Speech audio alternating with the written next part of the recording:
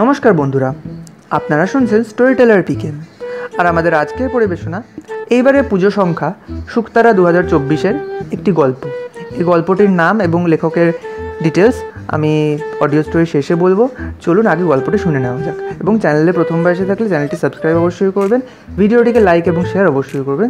চলুন শুরু করা যাক। আকাট সন্ধেবেলায় পথের সাথী বাসটা বিল্টুকে পরানপুরের মোড়ে নামিয়ে দিয়েই হুশ করে চলে গেল। আর অমনি গাঢ় আলকাতরার মতো চাপ চাপ আঁধারের মধ্যে ডুবেই গেল বিল্টু। ওই কালিঝুলি মাখা ঘুরঘুরটি তেপান্তরে একলারি দাঁড়িয়ে বিল্টুর সারা গায়ে কাঁটা দিয়ে উঠল। ভয়ের চোটে বুকের ভেতর 1 ডজন ঢাকের বাদ্যি। পাক্কা 10 বছর বয়স হলো বিল্টুর, তাও অন্ধকারটি নামলেই এখনও অবধি গা ছমছম করে।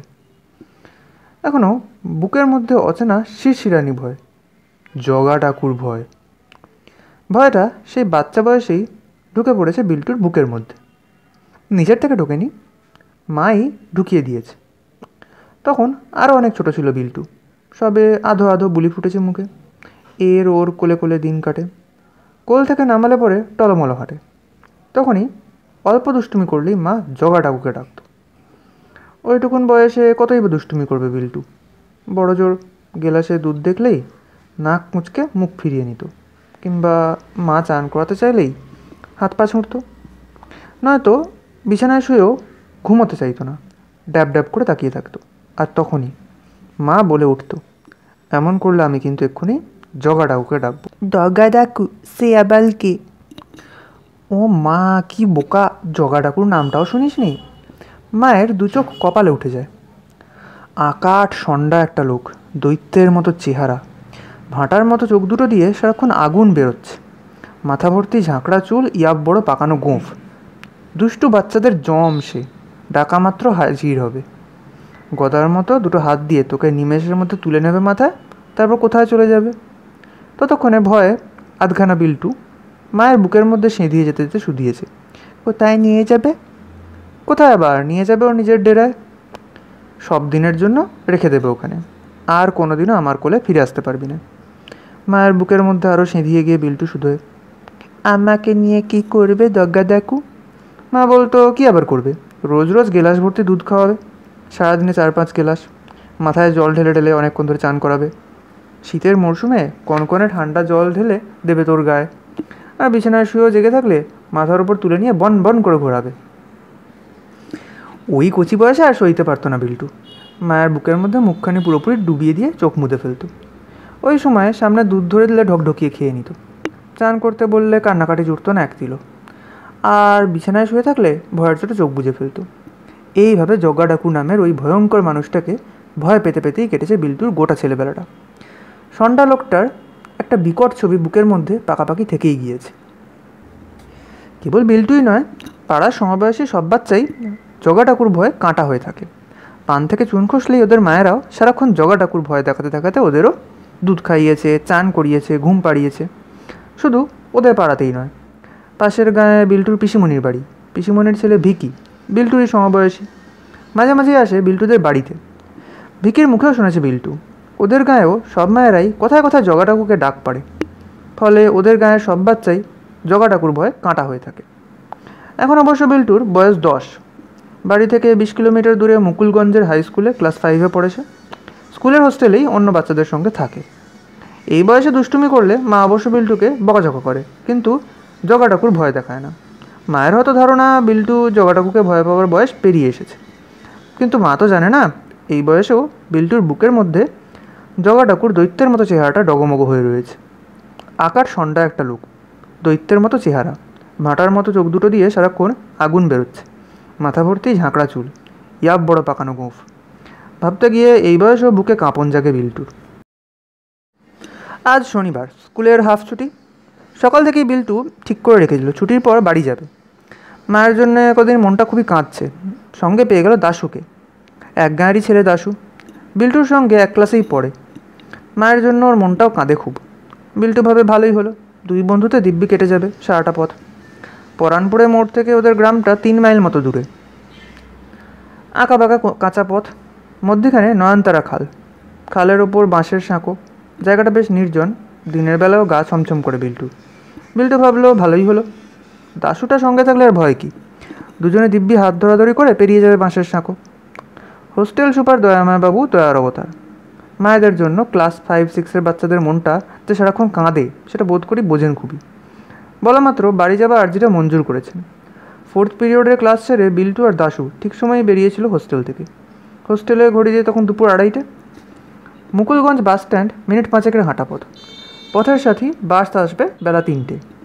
কাজে দু বন্ধুতে নিশ্চিন্ত মনে পাশের দোকান থেকে ললিপপ কিনে চুষতে থাকে আনন্দে। পথের সাথী এলো 4টে। ততক্ষণে আকাশ জুড়ে কালো মেঘের ঘন ঘটা। তখনই দাশু বারবার বলেছিল, চল হোস্টেলে ফিরে যাই, আজ আর কাজ নেই গিয়ে। এমনিতে বাস এলো 1 ঘন্টা বাদে, তার ওপর মেঘ জমেছে কালো করে, বৃষ্টি নামলো বলে। পরানপুরের মোড় থেকে অতখানি কাঁচা পথ, জলের কাদায় পিছল হয়ে যাবে। হাঁটতে গেলে আষাঢ় খাবি, ততক্ষণে যদি অন্ধকার নেমে আসে তবেই চিত্তির, আমি বাবা যাচ্ছি না। ততক্ষণে মায়ের জন্য বুকের মধ্যেকার কান্নাটা বেড়েছে বিল্টুর।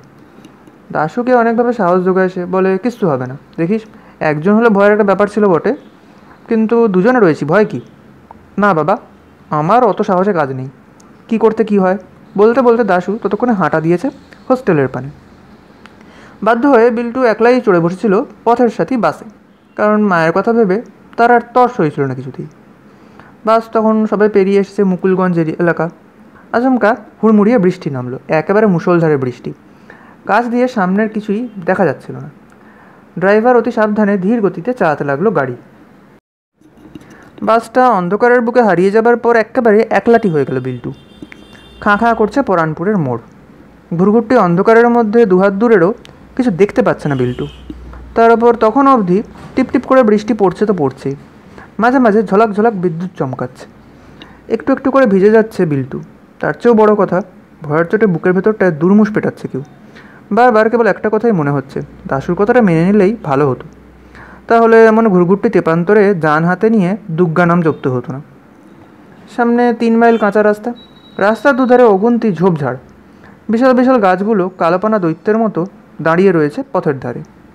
ওইসব গাছের আড়ালে এক লপতে 1 ডজন মানুষ লুকিয়ে থাকলেও দেখতে পাবে না বিল্টু। অল্প দূরে একটা পানবিড়ির গুমটি, এই মুহূর্তে বন্ধ।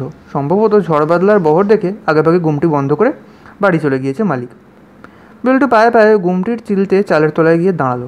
এতে করে টিপটিপানি বৃষ্টির হাত থেকে মাথাটা তো বাঁচলো, কিন্তু এরপর কী হবে? কেমন করে বাকি 3 মাইল কাঁচা পথ একা একা পেরোবে বিল্টু? এর আগে বার কয়েক একা একা বাড়ি এসেছে বিল্টু, প্রতিবারই গাঁয়ের কাউকে না কাউকে পেয়েই যেত পরানপুরের মোড়ে। আজ গোটা মোড় এলাকাটা একেবারে খাঁখা। সম্ভবত ঝড় বৃষ্টির বহর দেখে আগেভাগেই বাড়ির পানে হাঁটা দিয়েছে সবাই। অন্ধকারের মধ্যে থাকতে থাকতে একসময় চোখটা সয়ে গিয়েছে বিল্টু।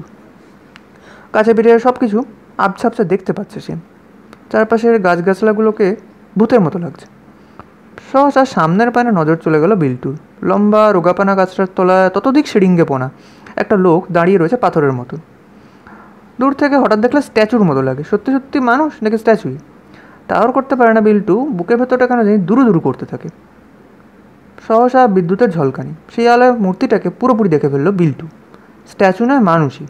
পরনে হাঁটু অবধি খাটো ধুতি, তার ওপর সস্তা ছিটের হাফ হাতা জামা। একদৃষ্টে তাকিয়ে রয়েছে বিল্টুর মুখের দিকে। লোকটা বিল্টুর চেনা নয় বটে, তবে এক ঝলক দেখে বিল্টু বুঝতে পারে লোকটা আর যাই হোক চোর ডাকাত গোছের নয়। অত সিড়িঙ্গে পানা পাঁজরসার শরীর নিয়ে ওসব করা যায় না। তাও এমন ঝড় বৃষ্টির রাতে এমন খাঁখা আতান্তরে এমন একটা অচেনা মানুষকে দেখতে দেখতে বুকের ভেতরে কেমন যেন করতে থাকে বিল্টু। ভয় পাচ্ছে নাকি বিল্টু? কিন্তু কেন? ওই হাড় জিরজের লোকটাকে ভয় কি? একটু ভাবনা চিন্তা করে বিল্টু বুঝতে পারে লোকটার এমন সিড়িঙ্গে বানা শরীরটাই যত নষ্টের গোড়া। এমন খাঁচাসার শরীর দেখতে দেখতেই অস্বস্তি জাগছে মনে। বাস্তবিক এমন সিড়িঙ্গে মানুষও হয়? মানুষ তো নয়, যেন কঙ্কালসার ভূত একটা। স্কুলের বইতে ভূতেদের ছবি এমনি করেই আঁকা থাকে। লোকটা ভূতটুত নয় তো? ভাবতে কি সারা গায়ে কাঁটা দিয়ে ওঠে বিল্টুর।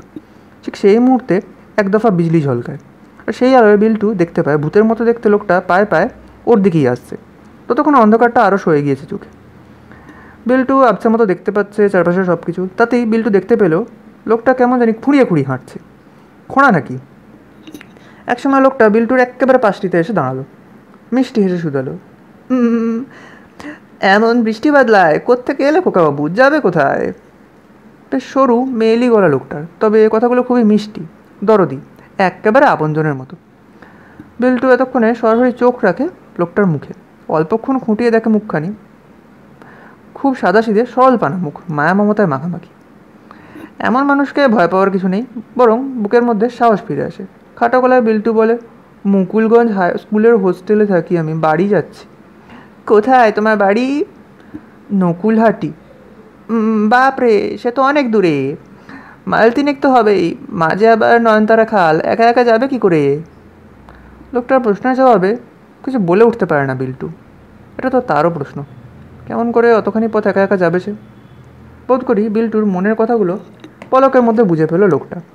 মিষ্টি হেসে বলল, বুঝেছি, তুমি নির্ঘাত ভয় পেয়েছো খোকাবাবু, ভাবছো এই দুর্যোগের মধ্যে একা একা বাড়ি পৌঁছাবে কেমন করে।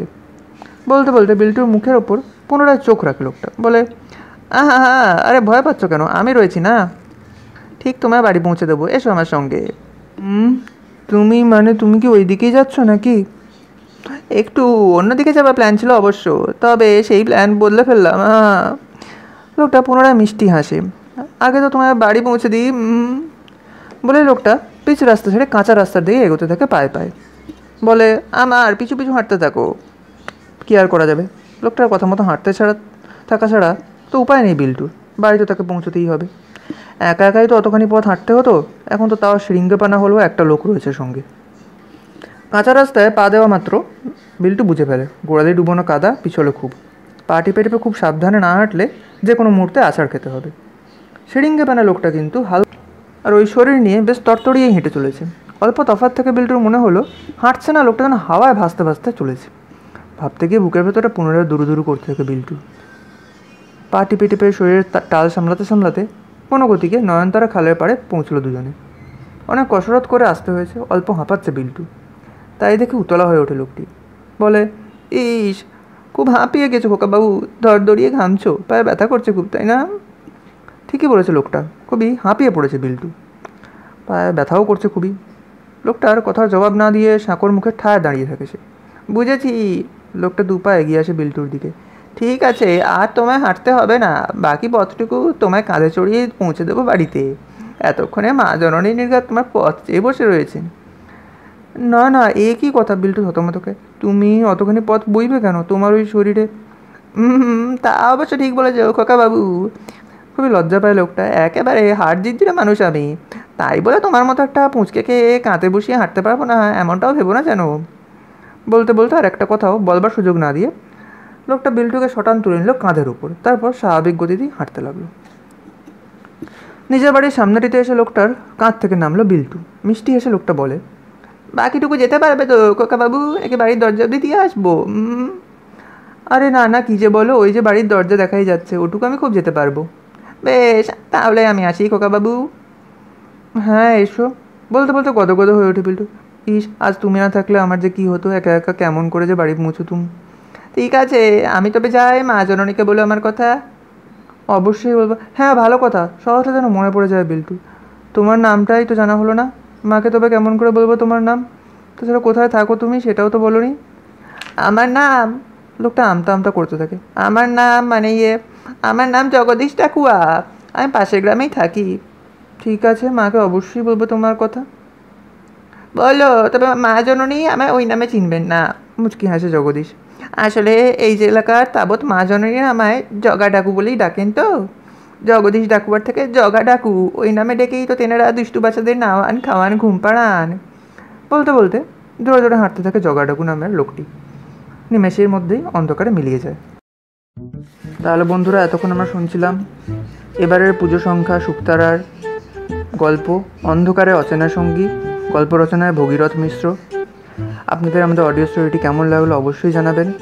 পরের এপিসোডগুলোতে এবারে শুক্তারার আরও কয়েকটা গল্প আমরা পড়ব, তো অবশ্যই চ্যানেলটি সাবস্ক্রাইব করে রাখবেন আরও গল্প শুনতে।